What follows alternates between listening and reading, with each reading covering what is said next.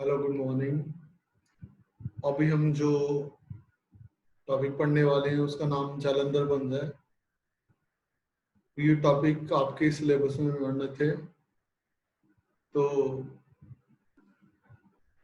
Let's start the topic.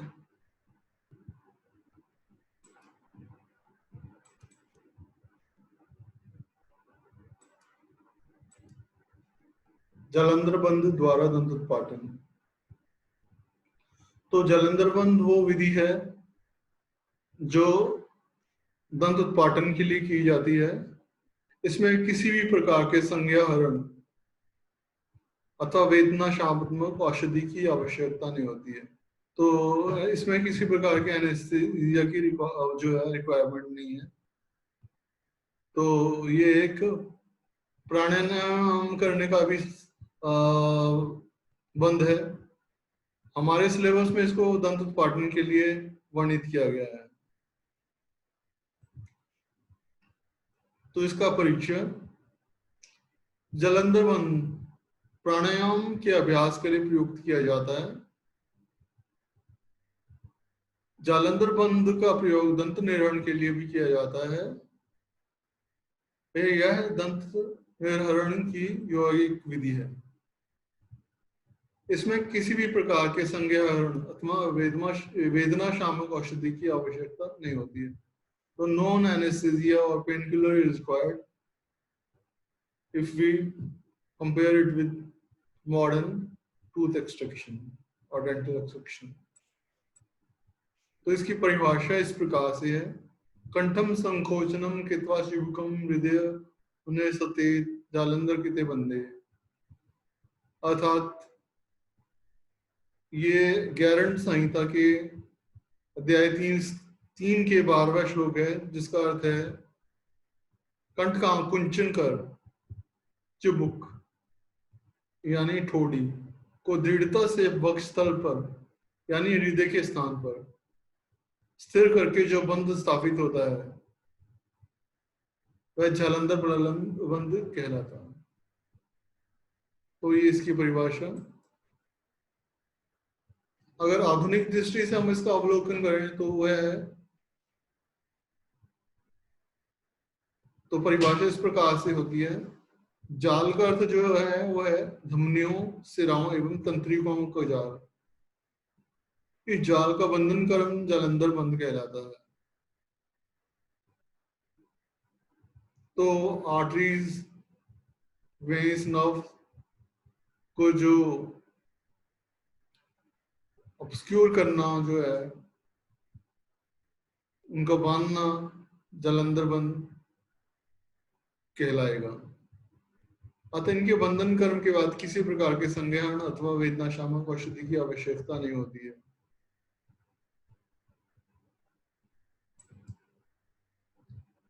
इसकी जो स्थिति है, जालंधर बंध जो है कौन सी स्थिति में प्रयुक्त हो किया जाता है या लगाया जाता है या प्रयोग किया जाता है, वो है सुखासन, पद्मासन अथवा सिद्धासन।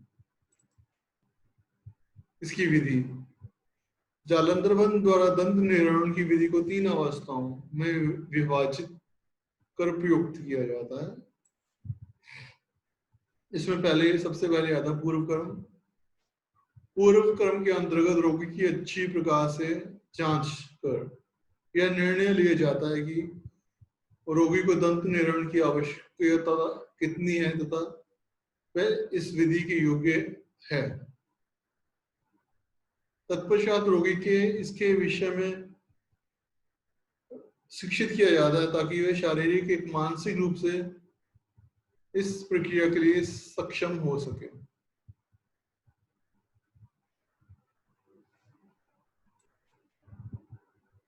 तो इसका प्रधान कर्म सुखासन, पद्मासन अथवा सिद्धासन धारण करें।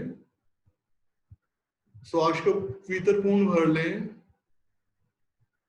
पीठ पीछे की तरफ एवं छाती को लगे, छाती आगे की ओर उठी होनी चाहिए। दृष्टि को भ्रू के मध्य में स्थिर करें एवं विशुद्ध चक्र पर ध्यान केंद्रित करें। श्वास को यथाशक्ति धारण करना चाहिए।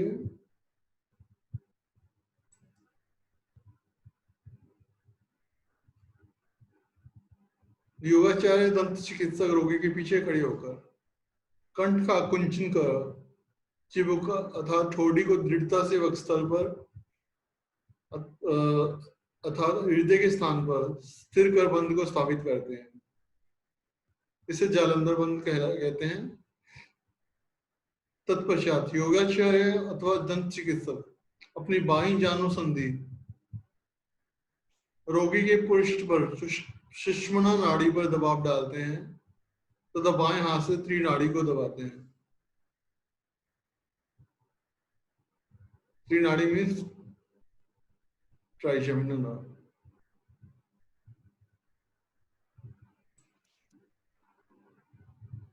तत्पश्चात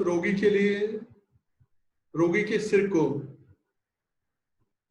योगाचार्य दंत चिकित्सक द्वारा 2-3 बार ऊपर एवं नीचे की ओर हिलाया जाता है तथा सिर को उठाकर सिंह मुख यंत्र अथवा योगी यंत्र के द्वारा जिस दंत का निवारण करना हो उसे पकड़ कर उसका निवारण कर दिया जाता है।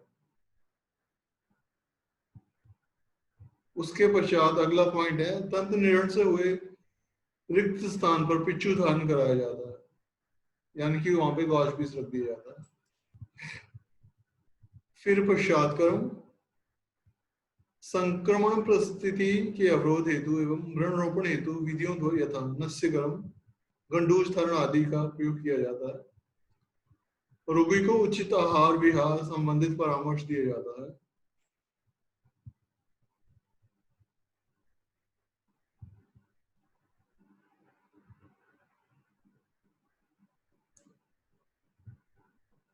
तो इस प्रकार से ये जो पूर्व कर्म, प्रधान कर्म और पश्चात कर्म, इनका वर्णन हम कर चुके हैं। तो ये टॉपिक सिलेबस में है जालंधर बंद और अधिकतर देखा गया कि एग्जाम में भी आता है और छोटा सा टॉपिक है, इजी टॉपिक है और सिलेबस में आता ही है, कई बार 2-5 नंबर में भी आ जाता है। तो इसको प्लीज पढ़ लीजिएगा। धन्यवाद। Thank you. Have a nice day.